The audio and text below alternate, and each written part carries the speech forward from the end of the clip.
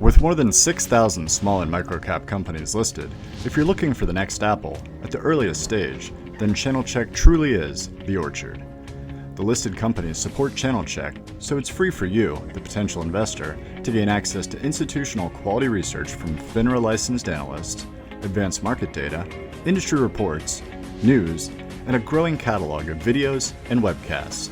Make sure to subscribe to our YouTube channel and register for Channel Check so you're always up to date on what's going on at the small and microcap data place.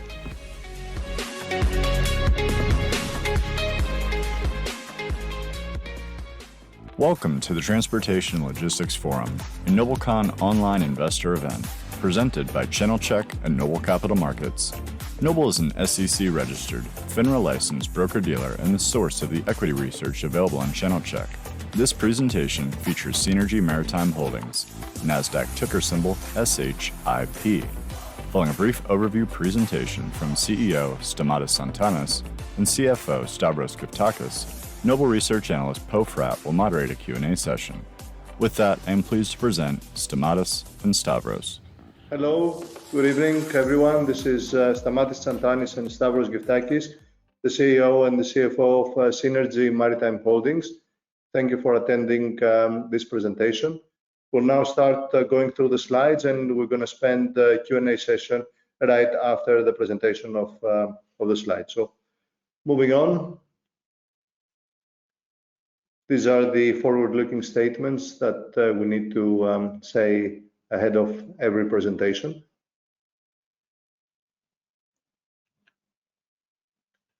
A few words about Seanergy Maritime Holdings. Seanergy is the only US-listed shipping company with a pure-play Cape-size fleet. For those of you that are not familiar with the Cape-size vessels, they are the largest conventional size of dry bulk ships, commercial ships in the water today. We are transporting iron ore and coal predominantly, as well as bauxite. So the transportation of the raw materials that we do is an essential part of the infrastructure investment that is taking place globally. We have a modern and high quality fleet of ships, a very experienced management team, solid corporate governance, very long-standing commercial relationships and partnerships. We have a very strong focus on ESG. All of our fleet is employed in period contracts, and we have the lowest asset acquisition cost and a very low break-even. So that concludes the first brief introduction about the company, and I'm going to move on to a short infographic that we have on our slides. As you can see here, very interesting. We have a 12 years of average age the fleet, 3 million deadweight tons of cargo carrying capacity, and most importantly, we have grown our fleet about 70% within the last 12 to 18 months. This is the fleet list of the company: 17 Cape-size vessels, 3 million deadweight tons of cargo carrying capacity. All of the ships have been built in either Japan or South Korea, in some of the best shipyards of the world. And it's a very homogeneous, high quality fleet. And as I mentioned before, all the fleet operates under period employment on long-term contracts. A few words about the history of the company since 2015 that we relaunched our operations. We started with one ship in 2015, and we're now at 17 ships today. Most importantly, in 2018-19, we became a pure play Cape-size owner in 2018 and 19 to be exact. And in 2020 and 21, we led a very substantial fleet growth. We grew by acquiring 8 vessels since the summer of 2020.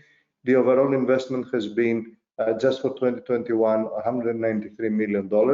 And for the period of 2015 until 2021, it's almost $500 million of total investments. A few words about ourselves. Both me and Stavros, we have a long-standing experience in shipping and finance, and we have a board of directors, 3 5 board members, and 4 of them are non-executive directors with more than 100 years of average experience in shipping and finance. A few words about ESG. Seanergy has been in the forefront of all the developments for the environment and social and general corporate governance since the beginning. We have started in 2015-16 by installing remote performance monitoring systems, which now they have evolved into artificial intelligence systems. We have installed energy-saving devices on board some of our ships, and we intend to install energy-saving devices in almost all the fleet now in the next 2 years.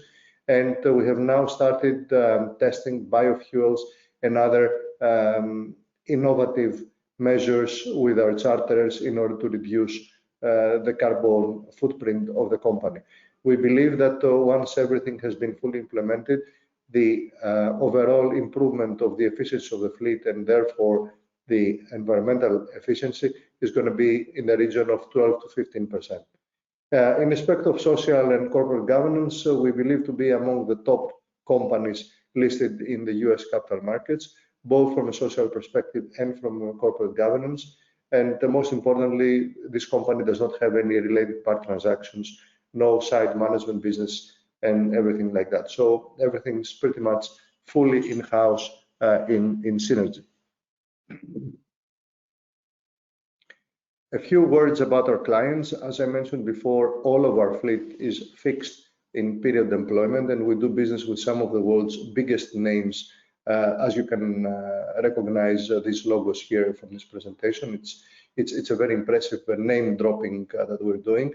We have period employment and partnerships with Cargill, Glencore, NYK, as well as Anglo-American and Uniper. These are key relationships of the company, but also we do business with all the other names that you see here. So we are considered to be among the best shipping companies from all these conglomerates to do business as a shipping company.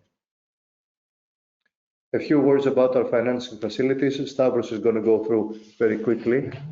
Thank you, Stamatis. Hello to everybody also from my side. A few words about our loan portfolio.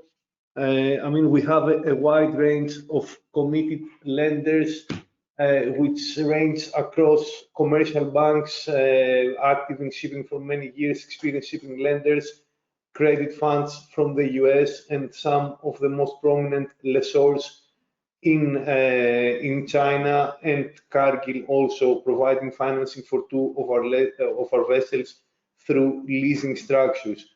We have innovated a couple of times through our financings with Cargill, firstly in 2018, a deal that was awarded the most innovative deal of 2018. And recently with Piraeus Bank, we concluded a sustainability-linked loan, the first for this specific bank, and one of the first transactions, one of the pioneering transactions in the sector.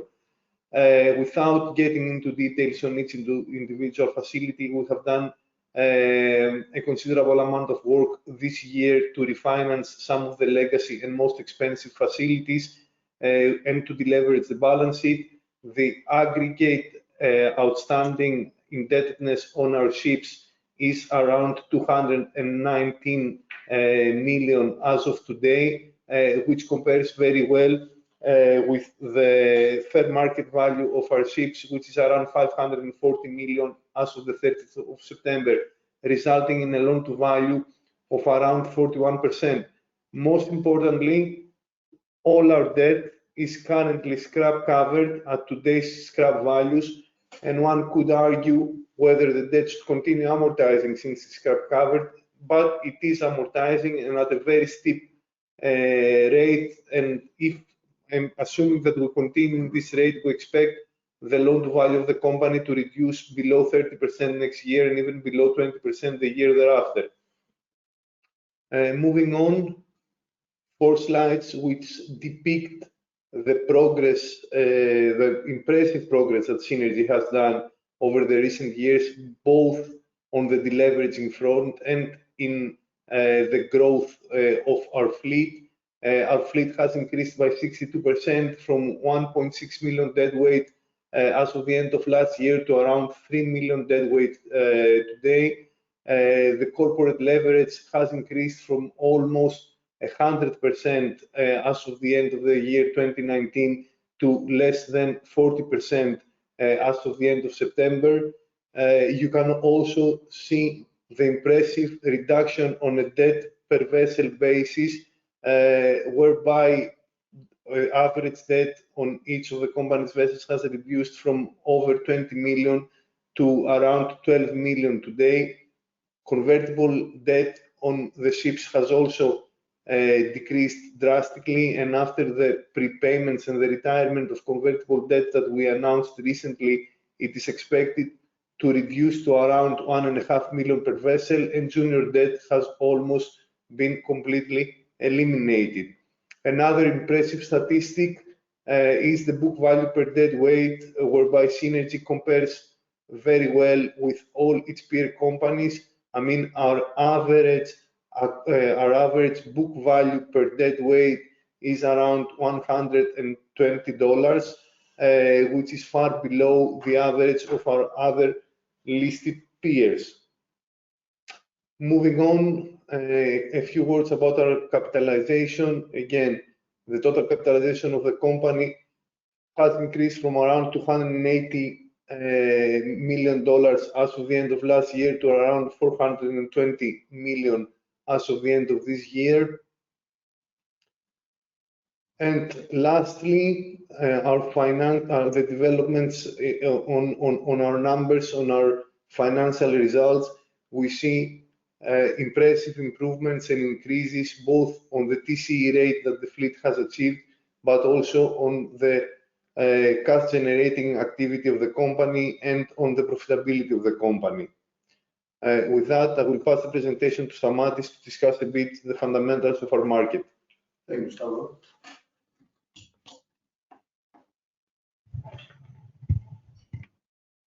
As we have discussed many times, we strongly believe that we are now in a historical opportunity for someone to invest in dry bulk, and especially in the Capesize segment. The reason why we believe that is, of course, demand and supply. Demand for seaborne transportation of iron ore, coal, and bauxite is expected to remain very strong in the next few years, because these are essential raw materials for the infrastructure drive that is happening globally, from both from the stimulus packages as well as various other infrastructure investments that are happening all over the world. However, the most important factor why this is a historical opportunity is the discipline of the new supply of ships. And when I say discipline, I mean that for the first time in the last 20 years, we have the lowest order book, new building order book, as a percentage of the existing fleet. And that is because the new environmental regulations that are coming into force in 2023, they're going to be increased in 2026 with a cutoff year of 2030, will further reduce not only the flow of new buildings into the market, but also will reduce the effective supply of ships in the water right now. The reason for that is that the environmental regulations that are going to be imposed will require for the existing fleet to slow down starting in 2023 and progressively until 2030. That being said, even with a very minor increase in the demand for seaborne transportation, the effective supply of vessels will decrease year after year, and that is going to create the so-called vessel supply squeeze. Having said that, as a result, this is going to impact the cost of transportation costs significantly, and hence the freight rates for iron ore, coal, and various other materials that is expected to be quite resilient in the next few years, the freight rates will rise. So having said that, I want to reiterate that this is a unique historical opportunity, and we expect the market to strengthen year after year from now until the end of this decade. A very brief short graph, short time series from 2016 until 2021 The market has been recovering slowly, year after year in the last 6 years, as you can see here, and we expect this to be the start of a super cycle that especially from the second half of 2022 and 2023 is going to reach new highs. So this is a strong market. We're in the very beginning of what we believe to be a super cycle for freight rates, and Seanergy is expected to be one of the best beneficiaries of this market going forward. On that note, I would like to turn this presentation back to Paul and answer any questions that he may have having gone through the slides. Thank you very much.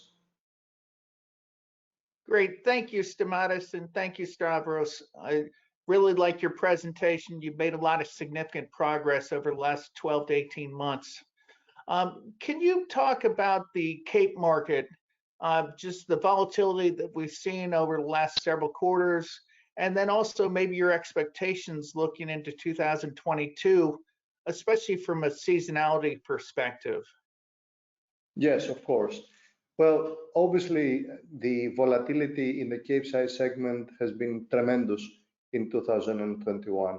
We saw the market jumping from the mid-teens in the first half of the year into the 30s and the 40s, and then we reached levels of $85,000 a day, which the industry had not seen since 2008, 2009. So it's been a spectacular break of the rates into new highs, into new decade highs, to put it this way.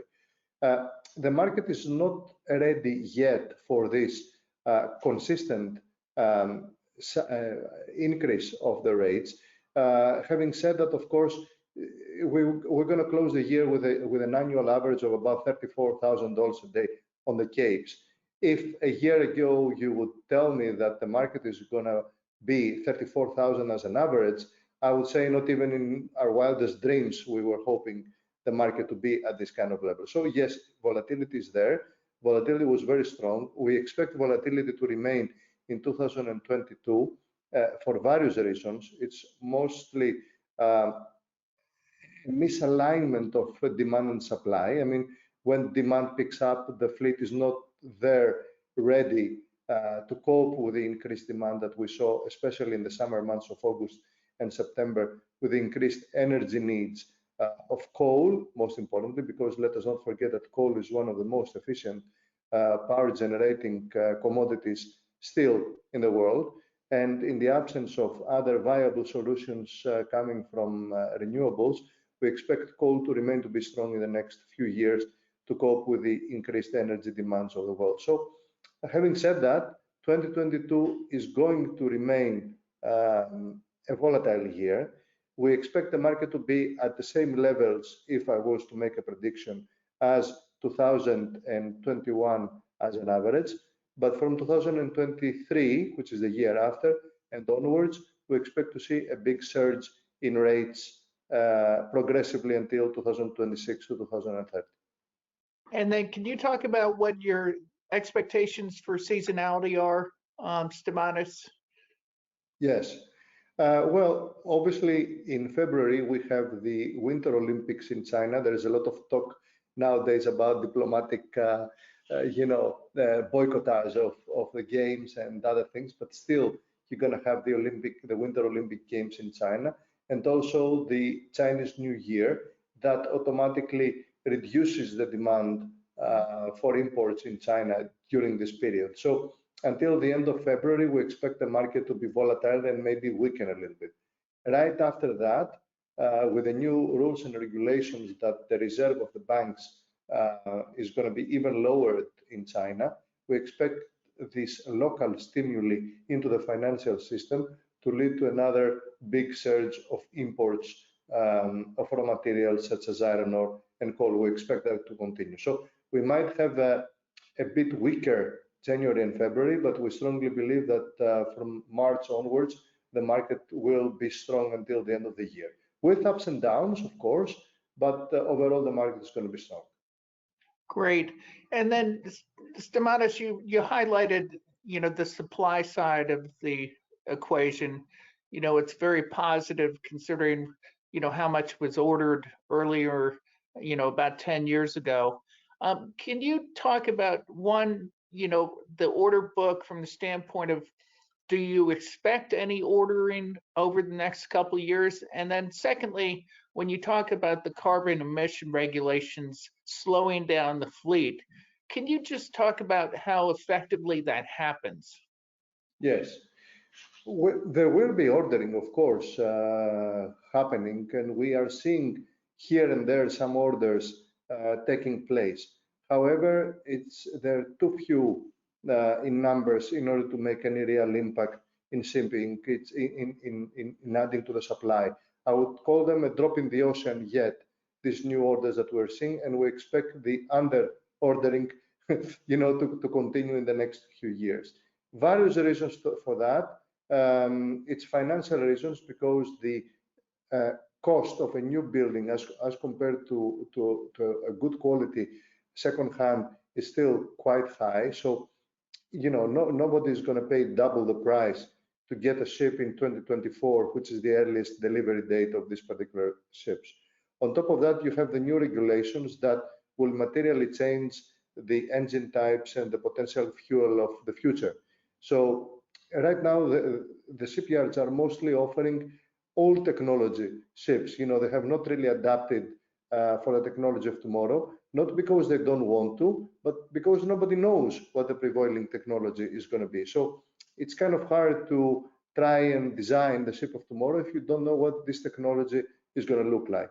So that being said, we expect the new building order book to remain quite low in the next few years. Now, as regards to the effective supply of ships, the new regulations kicking in 2023 will automatically impose a limit on the maximum speed that the ships can sail in the water.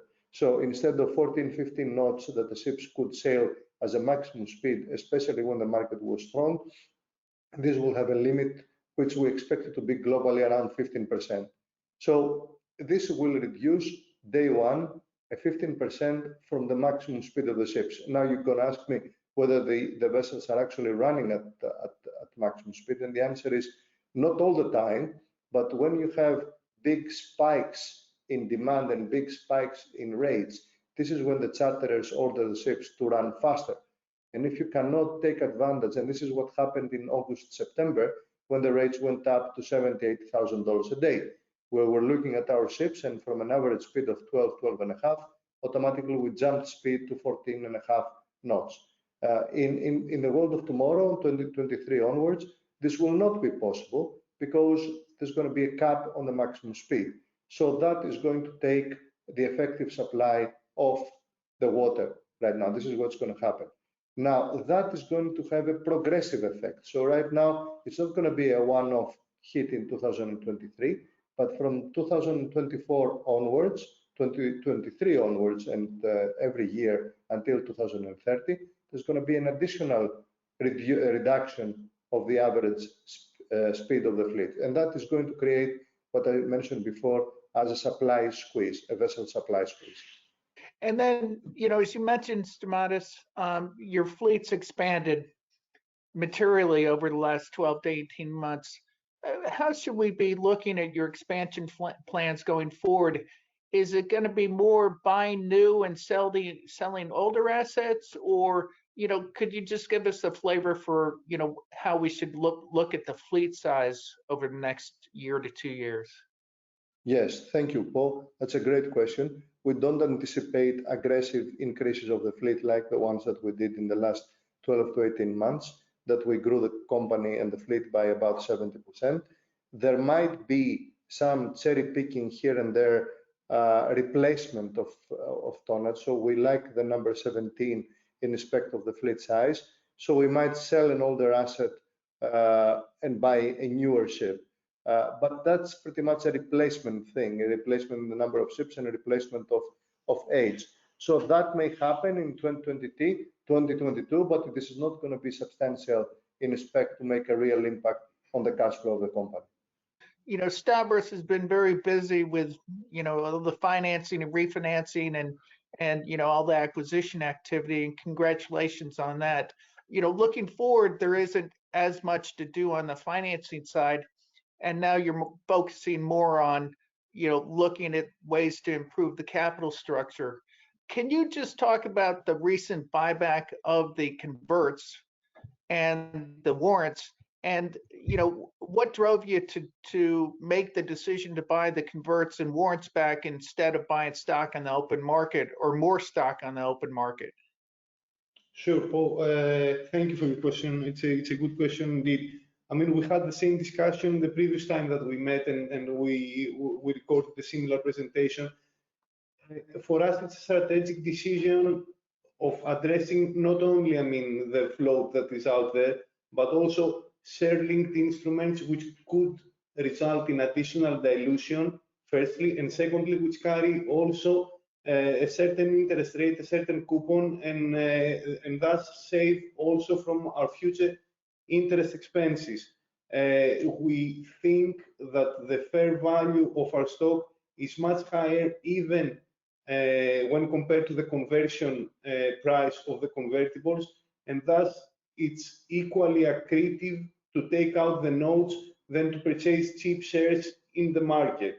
Having said that, Stamatis' vision, and we're all executing this as a team here, is to gradually clean up the capital structure from legacy overhang. The converts is one thing, the warrants is another thing. We have 2 sets of legacy warrants which are expiring within the next 5 months. Class A are expiring in December. Class B, which were issued in 2019, are expiring in May of 2022. So basically, if you add to that some additional buybacks that we aim to do on the convertible front, within the next 6 months, the capital structure will be very clean, very easily digestible for institutional investors. And then the platform, which has become much more investable than it was 12 or 18 months ago, will be a very clean and very investable platform for people, to take a very educated bet on the Capesize sector. Yep. And I just want to compliment you with 2 things. One is that, when you announced the $17 million buyback, you followed through with it and completed it. Many other companies, announce buybacks, but don't follow through with them. And then secondly, I noticed that Stamatis over the course of the year has purchased 300,000 shares. And, that's a sign of confidence in the outlook. If I could just ask you about the incremental $10 million stock buyback program that you announced, should we be viewing it more as more of the same as far as a combination of buying the convert back and buying shares on the open market, or can you just give us a flavor for how we should be viewing the new buyback program? It's a combination, and it's actually also a function of the share price. What we did, we were looking at the share price when it was more meaningful for us to attack the share price. We did that on open market purchase of the common shares. When we saw an opportunity to buy back the convertible, because we felt that the share price was a bit higher than the conversion price. And I have to note here that Stamatis and the team, we started the negotiations on potentially buying back the convertible before the recent conversion in the share price. And that's how this came about. So basically, it's a decision which is driven by various factors, including including the share price and also the profitability of the quarter, because as we noticed also in the press release, there are certain non-cash accounting losses involved with taking out the convertible. So we want to time this in a certain manner that it will not harm the overall profitability of the company. Well, I think we'll wrap it up there. I just want to say that, since I've covered you, I think this is the best position that the company's ever been from not only a market standpoint, but also from a micro standpoint, including the capital structure. And congratulations on the significant improvement over the past, 2 years. With that, thank you so much, Stamatis and Stavros, for participating in the conference. We appreciate your time. Thank you very much, Paul. Thank you. Thank you for having us. Thank you for joining us for this NobleCon online investor event presentation, brought to you by Channel Check and Noble Capital Markets. Visit our YouTube channel for more video content, including interviews, virtual roadshows, and conference presentation replays.